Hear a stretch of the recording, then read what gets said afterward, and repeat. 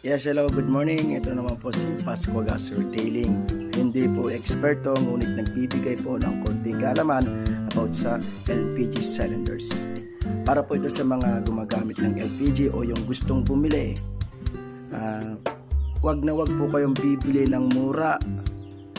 Tulad ng mga makikita po ninyo sa mga junk shop. Kasi may mga customer po ako na ganyan na bumili sila ng mura. Pero pagdating po sa amin ng mga nagbebenta ng LPG, meron pa rin po siyang kukulang charge. Kasi nga po doon sa tangke is meron po siyang defective.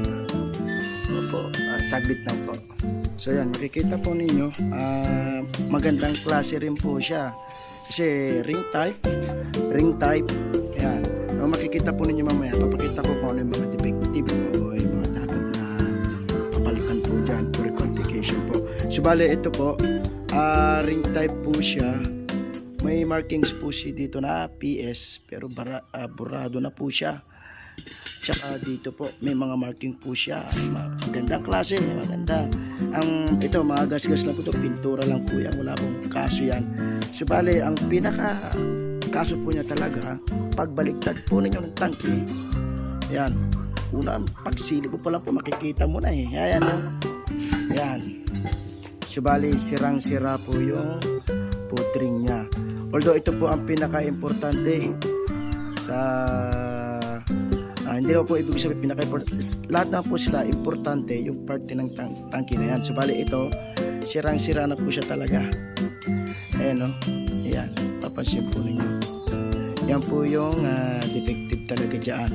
Meron po siyang kukulang charge para ma-requalify po at mapalitan po itong tangke. So ito po yung isa pa.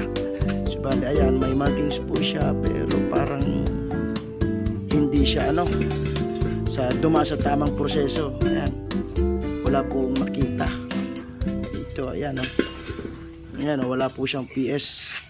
So ibig sabihin ito talagang hindi na po siya dumaan sa sa tamang proseso. Ayan, so makikita nyo gas-gas lang yung pintura. And then pagdating po dito, ayan ganun din. Ayan, sira-sira din po. Ayan yan, number 1 po yan. Yan na po ang number 1 na titignan po ninyo pag kumukuha kayo ng silindro. So, yun lamang po.